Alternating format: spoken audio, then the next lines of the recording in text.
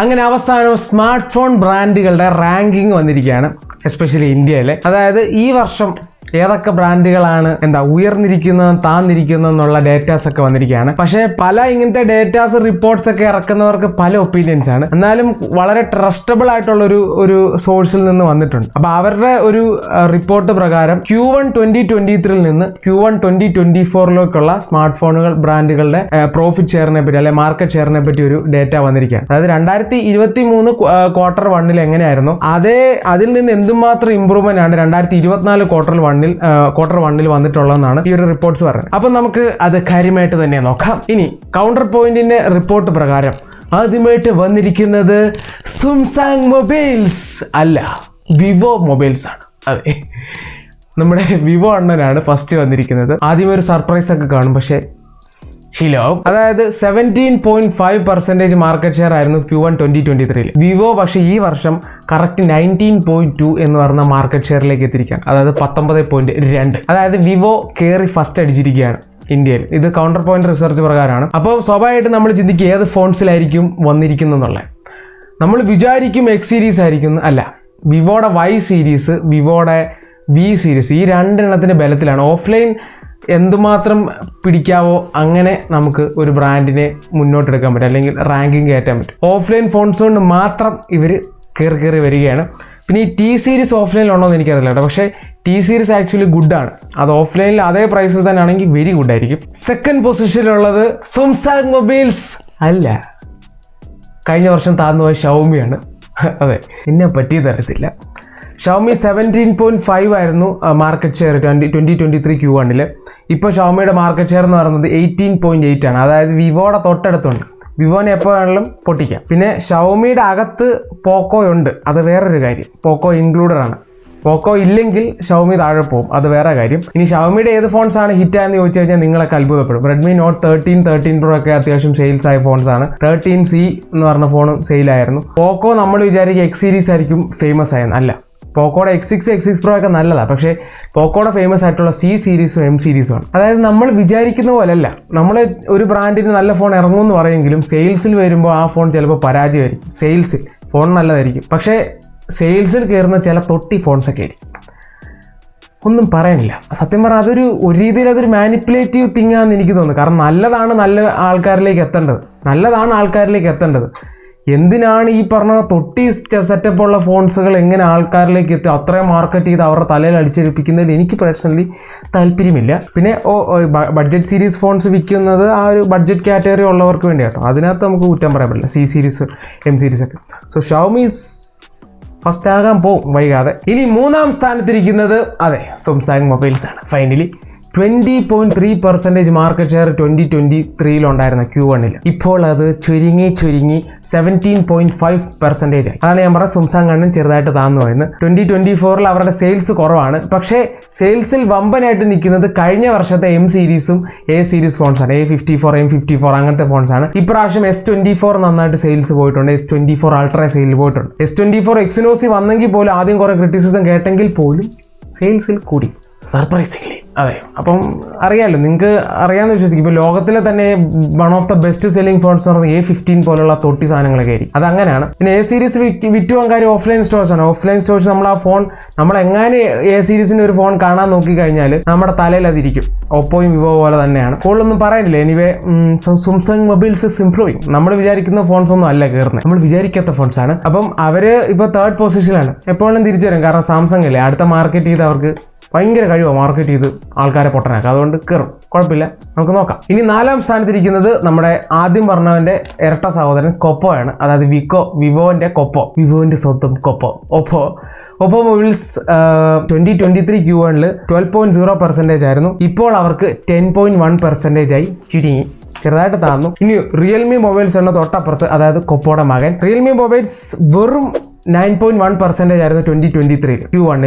പക്ഷേ 2024 റിയൽമി തിരിച്ചു വന്നു 9.9%, അതായത് മാർക്കറ്റ് ഷെയർ കൂടി. എനിക്ക് തോന്നുന്നു ഈ പറഞ്ഞ നമ്പർ സീരീസ് ഓഫ്ലൈനിൽ ഇട്ട് ഇങ്ങനെ ഈ പറഞ്ഞ ഇറക്കി നന്നായിട്ട് തന്നെ പ്രൊമോട്ട് ചെയ്ത് ആൾക്കാർ മേടിക്കുന്നുണ്ട് ഓഫ്ലൈൻ ഫോൺസ്. പിന്നെ സി സീരീസ് ഒക്കെ ഫേമസ് ആണ് റിയൽമിയുടെ ഓഫ്ലൈനിൽ, അതുകൊണ്ട് തന്നെ അവരുടെ മാർക്കറ്റ് ഷെയർ കൂടി. ഷവമി ആണെങ്കിൽ പോലും കഴിഞ്ഞ വർഷം ഈ പറഞ്ഞ മാധവണ്ണനും ഈ പറഞ്ഞ ജെയിൻ അണ്ണനൊക്കെ ഇറങ്ങി പോയതിനു ശേഷം താന്നു പോയെങ്കിലും റിയൽമിയും താന്നു പോയെങ്കിലും തിരിച്ചവർ വരികയാണ്. ഇപ്പോൾ GT സീരീസോട് വരുന്നുണ്ട്, നമുക്ക് നോക്കാം. അപ്പം അണ്ണൻ ഇവിടെയൊക്കെ തന്നെ ഉണ്ട്. ഇനിയുള്ളതാണ് അതേഴ്സ്. ഈ അതേഴ്സ് എന്ന് പറയുമ്പോൾ ആരായിരിക്കും? OnePlus, പിന്നെ വിവോയുടെ അകത്ത് IQ ഉണ്ട് കേട്ടോ, അത് വേറെ കാര്യം. IQ ഒന്നും മാർക്കറ്റ് ഷെയറിൽ ഇല്ല, പക്ഷേ ഫോൺസ് നല്ലതാണ്, കുറേ നാളെ കഴിയുമ്പോൾ വരുമായിരിക്കും.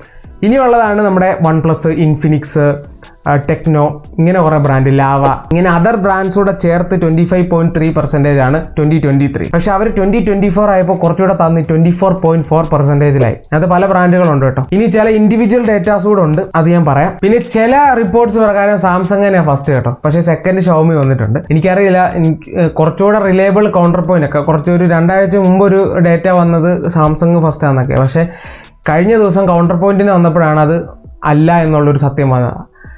അപ്പം സ്വാഭാവികമായിട്ടും നമുക്ക് പുതിയ ഡേറ്റാസിനെ നമുക്ക് പറഞ്ഞ പോലെ നോക്കാൻ പറ്റുള്ളൂ. അതുകൊണ്ടാണ് ഞാനത് പറയാൻ. അതിനകത്ത് first Samsung, second Xiaomi, third Vivo, അങ്ങനെയാണ് പോയത്.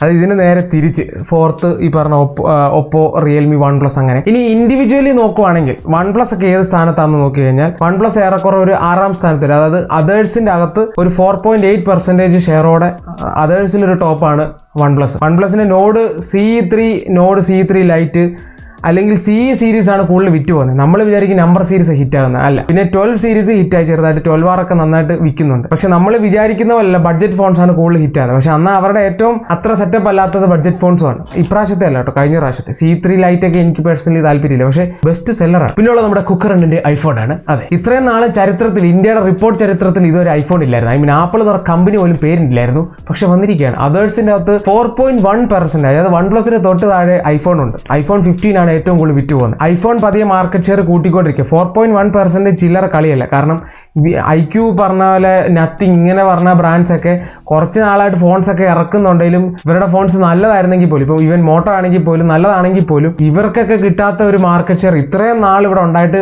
കിട്ടാത്ത സാധനമാണ് ഈ കഴിഞ്ഞ 2-3 വർഷമായിട്ട് ആപ്പിൾ അങ്ങോട്ട് എടുക്കുന്നത്. ഓൾറെഡി ബ്രാൻഡ് ഉണ്ട്, ശരിയാണ്. അപ്പോൾ പക്ഷേ അങ്ങ് കുത്തനെ കയറിപ്പോൾ iPhone 15 ആൾക്കാർ വെറുതെയൊക്കെ മേടിക്കുകയാണ്.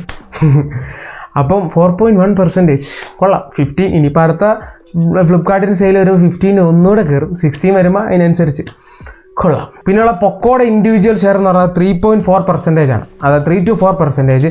അതാണ് ഞാൻ പറഞ്ഞത്, ഷവമിക്കകത്തുനിന്ന് പോക്കോ എടുത്ത് കളഞ്ഞു കഴിഞ്ഞാൽ അവർ തീരും. പക്ഷേ C സീരീസ് ഒക്കെയാണ് അവർ ഹിറ്റായിരിക്കുന്നത്.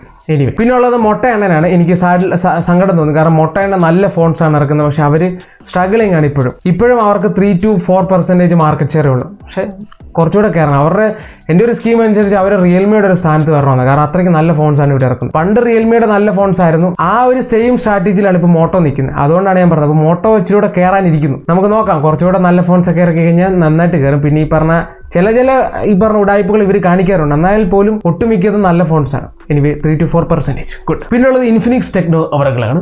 അവർ 2 to 3% റേഞ്ചിൽ അവിടെയൊക്കെ തന്നെ ഉണ്ട്. അണ്ടർ 20,000 ബഡ്ജറ്റ് കാറ്റഗറിയിൽ അത്യാവശ്യം ഹിറ്റ് ആയിക്കൊണ്ടിരിക്കുന്നത്. അതുമല്ല, ഓഫ്ലൈനിൽ ഇൻഫിനിക്സ് അത്യാവശ്യം വിറ്റ് പോകുന്നതാണ്. ഇവൻ ഓൺലൈനിലാണ് ഇപ്പം നല്ലതായിട്ട് വരുന്നുണ്ട്. ഇവൻ അവരുടെ പ്രീമിയം ഫോൺസ് ആണെങ്കിൽ ഇപ്പോൾ റെക്കമെൻഡബിൾ ആണ്. സോഫ്റ്റ്വെയർ ഒക്കെ വളരെ റിഫൈൻ ആയിക്കൊണ്ടിരിക്കുക, കുറച്ചുകൂടെ റിഫൈൻ ആക്കിയാൽ പൊളിക്കും. പിന്നുള്ളത് നമ്മുടെ നത്തിങ് അണ്ണനാണ്. നത്തിങ് അണ്ണൻ 1% താഴെയാണ്. സാഡ്ലി അണ്ണൻ ഫോൺ 2 ആയിട്ട് വന്ന് 45,000 കൊണ്ട് ഇന്ത്യയെ വെച്ചു, ഒരു കാര്യമില്ലാതെ സങ്കടമായി. 2A വന്ന് 25,000 വെച്ചപ്പോൾ അത് കുറച്ച് സെയിൽസ് ഒക്കെ പിടിച്ചു, എന്നാലും അങ്ങോട്ട് കയറില്ല. പിന്നെയുള്ള ലാവാണ്ണനാണ്. ലാവാണ്ണനും 1 to 2 റേഞ്ചിലാണ്. കുറച്ചുകൂടെ നല്ല ഫോൺസ് ഇറക്കി. എനിക്കറിയില്ല ലാവയൊക്കെ എങ്ങനെ ഹിറ്റ് ആവും എന്നുള്ളത്, കാരണം ആൾക്കാരെ എങ്ങനെ ബോധ്യപ്പെടുത്തും ലാവയൊക്കെ ഹിറ്റ് ആക്കണമെന്നുണ്ട്. നല്ല ഫോൺസ് ഇറക്കിയാലും ആൾക്കാർക്ക് പ്രീ ഡിഫൈൻഡ് ആയിട്ടുള്ള ഒരു ചിന്താഗതി ഉണ്ട്, അതുകൊണ്ട് നമുക്കൊന്നും ചെയ്യാനില്ല. ഈവൻ അവരുടെ പ്രോഡക്റ്റ് ആണപ്പോൾ അപ്ഡേറ്റിലൊന്നും ഉറപ്പൊന്നുമില്ല. അതുപോലെ ക്യാമറയൊക്കെ ഇപ്പോഴും ശോകമാണ്. കയറി വന്നിരുന്ന ഇന്ത്യൻ ബ്രാൻഡ് എന്ന് പറഞ്ഞിരിക്കുകയാണ്. അപ്പോൾ ഇതോടുകൂടെ ഏറെക്കുറെ എല്ലാ ബ്രാൻഡും കവർ ചെയ്യുന്നുള്ള വിശ്വാസത്തിലാണ് ഞാൻ. അപ്പോൾ നിങ്ങൾക്ക് എന്ത് തോന്നുന്നു ഈ ഡേറ്റാസ് ഒക്കെ കണ്ടിട്ട്? ഫസ്റ്റ് വിവോ വന്നപ്പോൾ തന്നെ എൻ്റെ കിളി പോയി. പിന്നെ ഇത് കാണുമ്പോൾ സ്വാഭാവികമായിട്ടും കിളി പോകും. കാരണം എൻ്റെ ഒരു പേഴ്സണൽ ചോയ്സ് എപ്പോഴും ബെസ്റ്റ് സ്മാർട്ട് ഫോൺ ബ്രാൻഡ്സ് എന്ന കാറ്റഗറി ഞാൻ കൊടുക്കുകയാണെങ്കിൽ ഫസ്റ്റ് ഞാൻ വല്ല മോട്ടോ IQ വെക്കും. അത് കഴിഞ്ഞ് വേണമെങ്കിൽ OnePlus വെക്കാം. അങ്ങനെയൊക്കെ ഞാൻ ഇതൊക്കെ വെക്കുള്ളൂ. OnePlus അല്ലെ അത് കഴിഞ്ഞ് വേണമെങ്കിൽ റിയൽമി, റെഡ്മി, ഇങ്ങനെ പല ബ്രാൻഡുകൾ വെക്കും. ഏറ്റവും ലാസ്റ്റ് ഞാൻ സാംസങ് വെക്കുള്ളൂ. കാരണം എസ് സീരീസിൽ ഫസ്റ്റ് ആട്ടോ, അല്ല ഞാൻ പറഞ്ഞ ഈ ബഡ്ജറ്റ് സെൻട്രിക്കിൽ സാംസങ് ഞാൻ ഒരു 6 or 7. സ്വാഭാവികമായിട്ടും തോന്നുന്നു ഇത്രയും ഹെയ്റ്റ് എന്തിനാണ് നിനക്ക് സാംസങ്ങിനോട്. കാരണം അവരുടെ M സീരീസിനോട് എനിക്ക് ഭയങ്കര ദേഷ്യമാണ്. കാരണം എന്താണെന്ന് അറിയില്ല, ഇവർ പഴയ ഒരു ചിന്താഗതിയിൽ പഴയ ഒരു ഓൾഡ് ജനറേഷൻ എന്ന രീതിയിലാണ് ഇരിക്കുന്നത്. അതായത് ഈ അമ്മാമാരുടെ റേഞ്ചാണ് സാംസങ്. കാരണം 2-3 വർഷം മുമ്പുള്ള ടെക്നോളജി ഈ വർഷം ഇറക്കിയിട്ട് മാർക്കറ്റ് ചെയ്ത് സാംസങ് എന്ന് പറഞ്ഞ പേര്, ആ ഒരു പേര് ഉപയോഗിച്ച് വിൽക്കുന്നു. അപ്പോൾ ആൾക്കാർ പേര് നോക്കി മേടിക്കുന്നു, പക്ഷെ അവർക്ക് വേണ്ട എക്സ്പീരിയൻസ് കിട്ടുന്നില്ല. പക്ഷെ ഇവർ റെഡി ആക്കുവാണെങ്കിൽ നല്ലതാണ്. ചില ഫോൺസൊക്കെ നല്ല S സീരീസിനെ പറ്റി നമുക്ക് വലിയ കുറ്റമില്ല, പക്ഷേ ഇത് ഈ ബഡ്ജറ്റ് S സീരീസൊക്കെ വെച്ച് നല്ലതാണ്. ഇനി ഇത്രയൊക്കെയാണ് നമ്മുടെ റിപ്പോർട്ട്സ്. നിങ്ങളുടെ അഭിപ്രായം തീർച്ചയായിട്ടും കമൻറ്റ് ചെയ്യുക. പുതിയൊരു വീഡിയോ എല്ലാവർക്കും